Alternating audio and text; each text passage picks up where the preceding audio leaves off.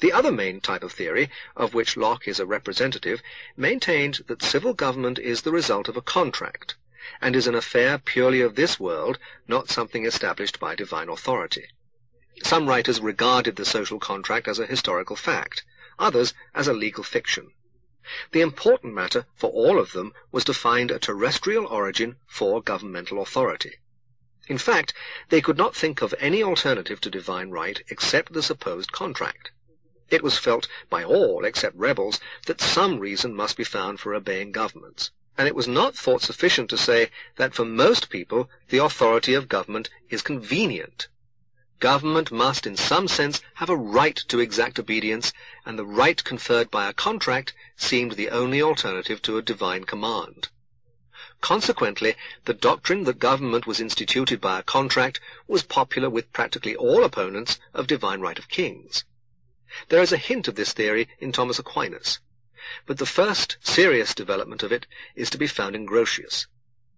The contract doctrine was capable of taking forms which justified tyranny. Hobbes, for example, held that there was a contract among the citizens to hand over all power to the chosen sovereign, but the sovereign was not a party to the contract, and therefore necessarily acquired unlimited authority. This theory at first might have justified Cromwell's totalitarian state. After the Restoration it justified Charles II.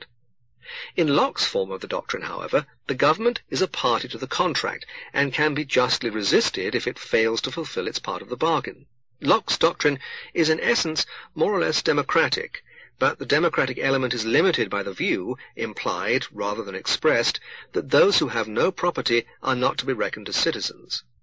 Let us now see just what Locke has to say on our present topic. There is first a definition of political power. Political power I take to be the right of making laws, with penalty of death, and consequently all less penalties for the regulating and preserving of property, and of employing the force of the community in the execution of such laws, and in the defence of the commonwealth from foreign injury, and all this only for the public good.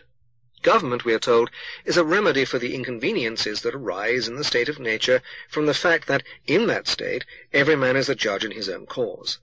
But where the monarch is a party to the dispute, this is no remedy, since the monarch is both judge and plaintiff. These considerations lead to the view that governments should not be absolute, and that the judiciary should be independent of the executive.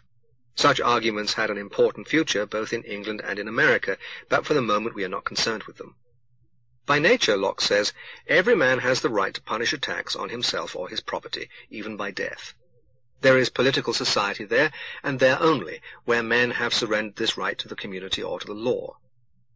Absolute monarchy is not a form of civil government, because there is no neutral authority to decide disputes between the monarch and a subject. In fact, the monarch, in relation to his subjects, is still in a state of nature. It is useless to hope that being a king will make a naturally violent man virtuous.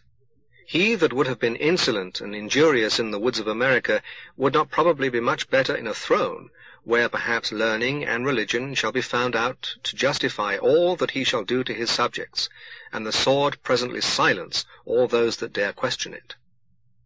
Absolute monarchy is as if men protected themselves against polecats and foxes, but are content, nay, think it safety, to be devoured by lions. Civil society involves the rule of the majority, unless it is agreed that a greater number shall be required, as, for example, in the United States, for a change in the Constitution or the ratification of a treaty. This sounds democratic, but it must be remembered that Locke assumes the exclusion of women and the poor from the rights of citizenship. The beginning of politic society depends upon the consent of the individuals to join into and make one society. It is argued, somewhat half-heartedly, that such consent must at some time have actually taken place, though it is admitted that the origin of government antedates history everywhere except among the Jews. The civil compact which institutes government binds only those who made it. The son must consent afresh to a compact made by his father. It is clear how this follows from Locke's principles, but it is not very realistic. A young American who, on attaining the age of 21, announces, "I refuse to be bound by the contract which inaugurated the United States," will find himself in difficulties. The power of the government by contract, we are told, never extends beyond the common good. A moment ago I quoted a sentence as to the powers of government ending, "and all this only for the public good." It seems not to have occurred to Locke to ask who was to be the judge of the common good. Obviously, if the government is the judge, it will always decide in its own favor. Presumably, Locke would say that the majority of the citizens is to be the judge. But many questions have to be decided too quickly for it to be possible to ascertain the opinion of the electorate. Of these, peace and war are perhaps the most important. The only remedy in such cases is to allow to public opinion or its representatives some power, such as impeachment, of subsequently punishing executive officers for acts that are found to have been unpopular. But often this is a very inadequate remedy. I quoted previously a sentence which I must now quote again.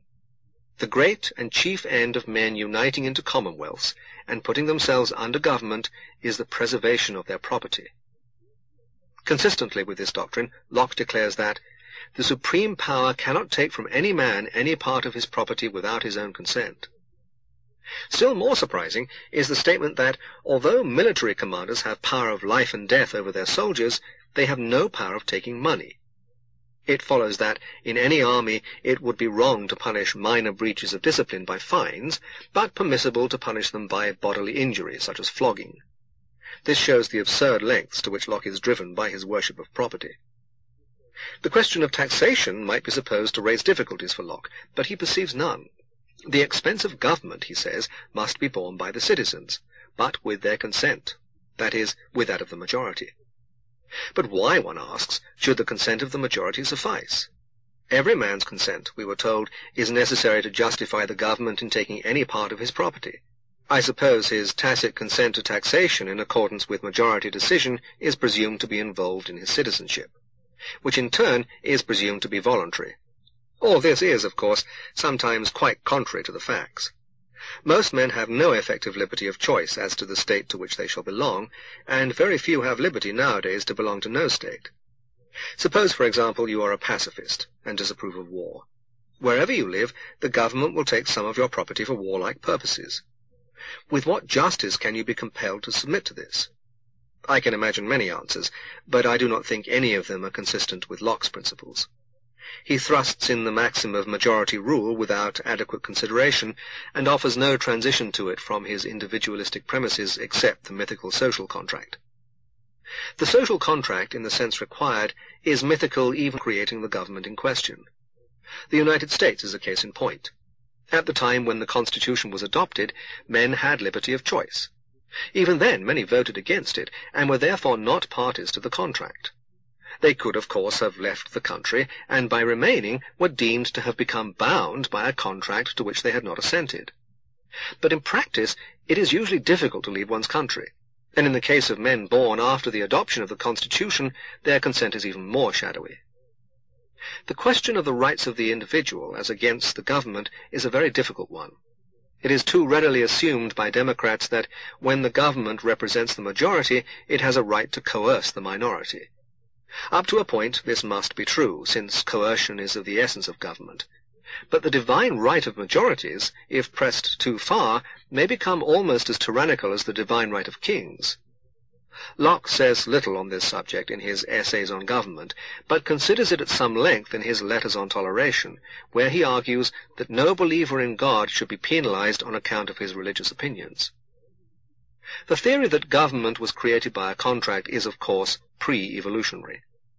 Government, like measles and whooping cough, must have grown up gradually, though, like them, it could be introduced suddenly into new regions, such as the South Sea Islands. Before men had studied anthropology, they had no idea of the psychological mechanisms involved in the beginnings of government, or of the fantastic reasons which lead men to adopt institutions and customs that subsequently prove useful. But as a legal fiction to justify government, the theory of the social contract has some measure of truth. D. Property. From what has been said hitherto about Locke's views on property, it might seem as though he were the champion of the great capitalists against both their social superiors and their social inferiors.